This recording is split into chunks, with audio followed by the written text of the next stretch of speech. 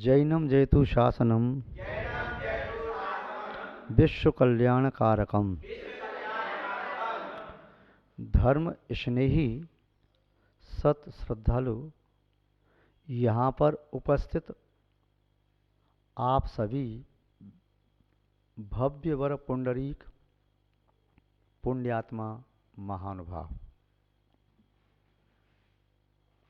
आप लोग दर्पण के सामने खड़े होकर अपनी मुखाकृति को निहारते हैं, मुखावलोकन करते हैं। दर्पण मलिन हो तब अपना चेहरा उसमें देखना नहीं चाहते। यदि आपके सामने 50 दर्पण रखे हों तो आप ये देखेंगे सबसे स्वच्छ दर्पण कौन सा है और सबसे बड़ा दर्पण कौन सा है। छोटी दर्पण में और गंदी दर्पण में कोई अपना चेहरा देखना नहीं चाहेगा। जितना बड़ा दर्पण होगा तो आपको भी अपना रूप उतना विराट दिखाई देगा, आपको भी अपना रूप उतना स्वच्छ दिखाई देगा। दर्पण हमारी रूप को दिखाने में एक निमित्त है। बिना दर्पण के हम अपने बाह्य रूप को देख नहीं सकते। बॉडी के कुछ पार्ट हैं जिनको देखा जा सकता है लेकिन समग्र पार्ट नहीं। ऐसे ही हमें अपने अंदर के स्वरूप को देखने के लिए, जो इनर पार्ट है उसे देखने के लिए एक ऐसे आदर्श की आवश्यकता पड़ती है जिसके सम्मुख खड़े होकर के हम अपने अंतरंग को निहार सकें। दर्पण में देख करके अपने चेहरे पर लगे हुए श्याम धब्बों को दूर किया जाता है। लोग सजाते हैं अपने चेहरे को, बिना दर्पण के सजाया नहीं जाता। चाहे कोई युवती आंखों में काजल लगाए या होठों पर लाली या मस्तक पर बिंदी लगाए या बालों की सेटिंग करे, चाहे कोई पुरुष अपनी मूछों को सेट करे या दाढ़ी बनाए या बालों की सेटिंग करे, दर्पण सामने रखा रहता है। और व्यक्ति दर्पण देखते हैं दर्पण को देखने के लिए नहीं, दर्पण में खुद को देखने के लिए। इनर पार्ट हमारा जो है उसे देखने के लिए हमें भी एक अंतरंग के दर्पण की आवश्यकता पड़ती है। वह दर्पण होता है आदर्श पुरुष। जो आदर्श पुरुष हमारा आराध्य बने, जो आराध्य पुरुष हमारी दृष्टि में संपूर्ण हो, जो आदर्श पुरुष हमारे लिए एकदम स्वच्छ, शुद्ध और उत्कृष्ट, परमोत्कृष्ट, सर्वोत्कृष्ट हो, जिसमें हम अपने आप को देख करके एक एक बुराई को हटाते जाएं, जिसे हम आज तक अच्छाई मानते रहे वह बुराई दिखी आज उस महापुरुष में अपना स्वरूप का अवलोकन किया। तो अभी तक जानते थे क्रोध करना तो अच्छा होता है, मैं रौब जमाता हूँ, सब मेरे अंडर में रहते हैं और मैं ऐसे चलता हूँ तो सब लोग मेरी तारीफ करते हैं और मैं ऐसे कार्य सिद्ध कर लेता हूँ, छलकपट से कोई पकड़ नहीं पाता और मैं जो मन में आए उसे प्राप्त करके ही रहता हूँ। लोभ ये भी प्राप्त करूँ, ये भी प्राप्त करूँ, आज तक उनको अच्छा मानता रहा। विषयों का सेवन करना, किसी को राग करना, किसी से राग करना, किसी का प्यार देना, प्यार लेना या किसी द्वेष करना, वैर बांधना, ये सब मेरी थ्योरी में अच्छे थे। आज तक सब अच्छे लगते रहे मुझे, किंतु जिस महापुरुष के सामने मैं खड़ा हुआ तब मुझे लगा ये वीतरागी भगवान ने सब छोड़ दिया, ये गलत है। अब मैं मान गया कि ये गलत है तो मैं उसको छोड़ूंगा। ये भी गलत है, ये भी गलत है, ये भी गलत है। यदि उस महापुरुष का आदर्श जीवन मेरे सामने नहीं होता तो मैं अपनी गलती को स्वीकार नहीं कर सकता। संसार में सभी प्राणी तो ऐसा करते हैं, मैं क्या कोई अकेला करता हूँ क्या?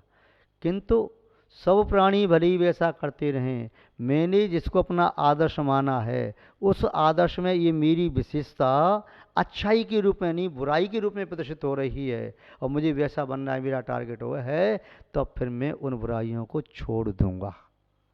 और जब तक उन्हें मैं अपनी आदर्श से मैच करके मानता हूँ कि मेरा बॉस है वह भी मारकाट करता है, मेरा बॉस है झूठ बोलता है, मेरा बॉस है चोरी करता है, मेरा बॉस है चीटिंग करता है, वह भी डराता है धमकाता है, मेरा बॉस है वह भी रात में खाता है, बख्श खाता है, कुछ भी करता है, जिसको मैंने अपना बॉस मान लिया, अपना आदर्श मान लिया, तो फिर जीवन में कभी सुधरने के चांस नहीं हो सकते।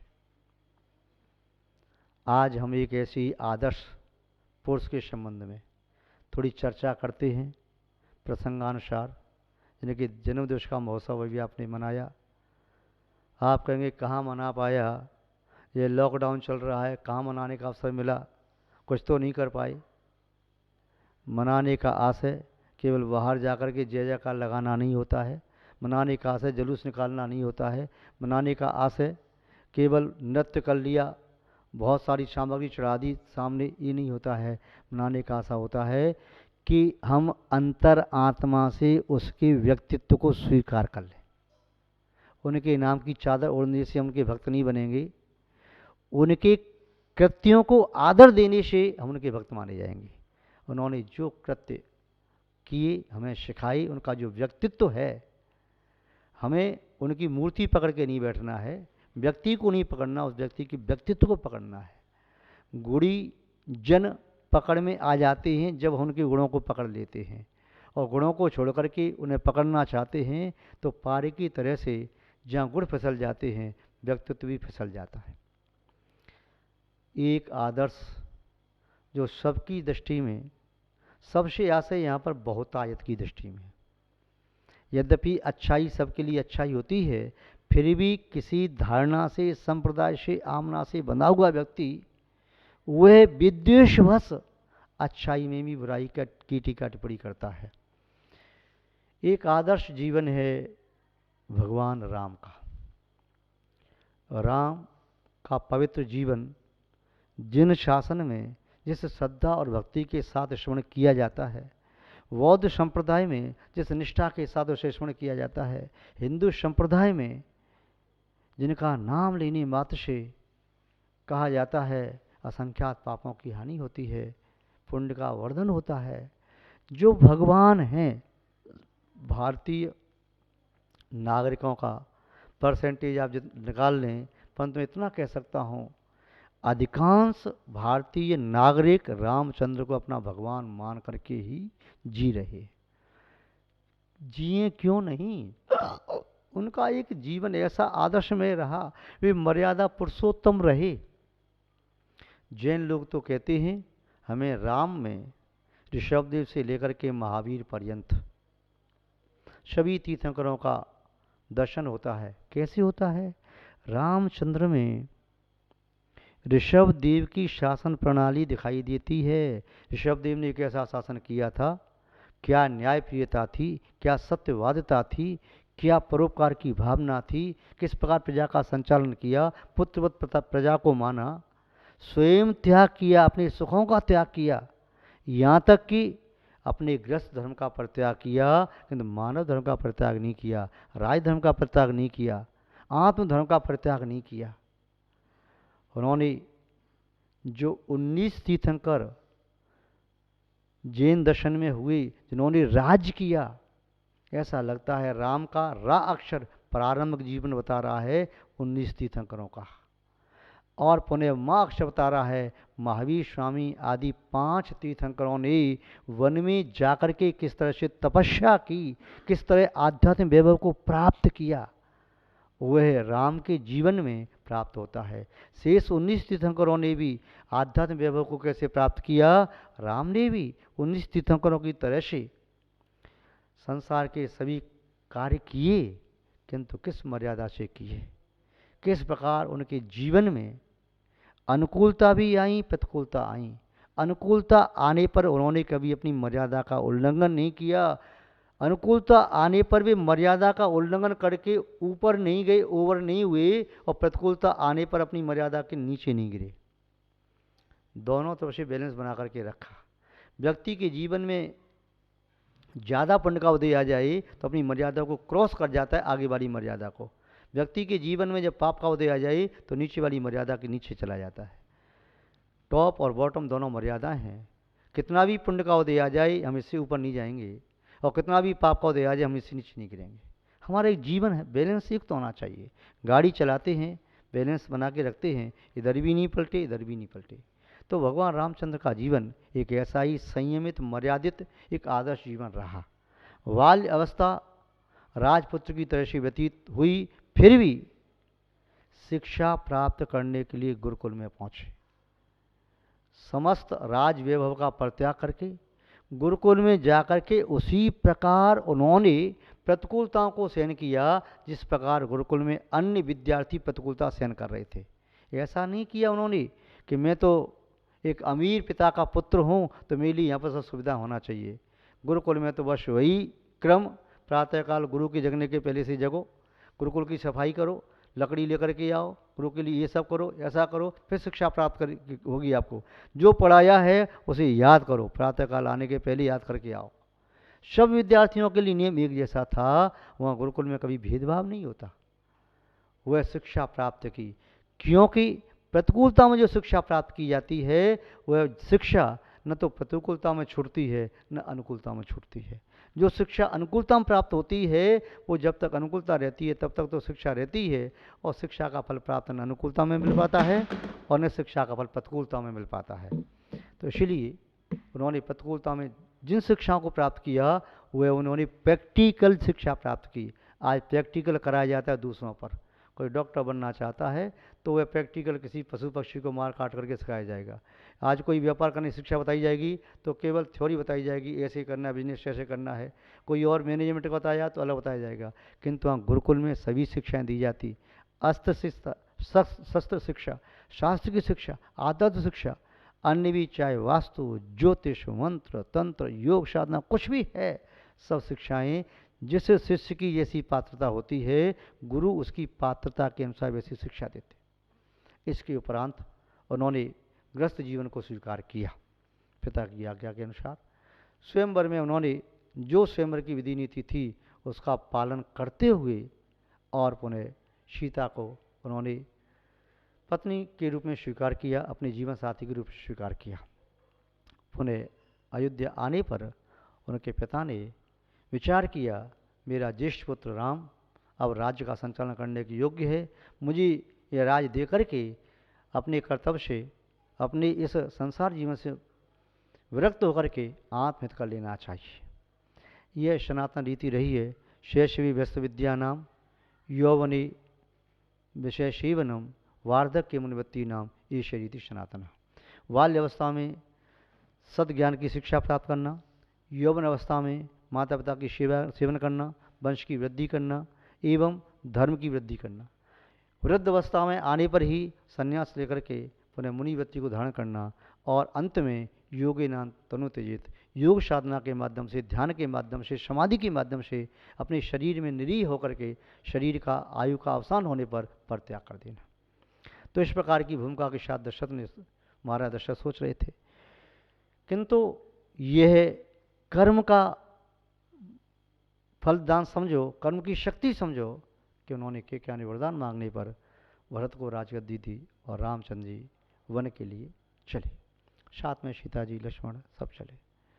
आनंद रामायण आदि में लिखा है लक्ष्मण जी ने राम जी से कहा भैया ये उचित नहीं हुआ, ये अन्याय है, मैं सच उठाऊंगा और मैं न्याय दिलाऊंगा, राज आपको ही मिलना चाहिए।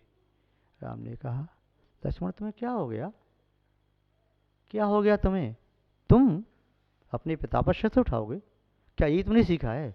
तुम अपने भाइयों पर शस्त्र उठाओगे, यही सीखा है? किसके लिए शस्त्र उठाओगे? इस संपत्ति के लिए, ये संपत्ति साथ में लाए थे, ये संपत्ति साथ में लेके जाओगे, इसके लिए शस्त्र उठाओगे? क्या इतिहास रचना चाहते हो तुम?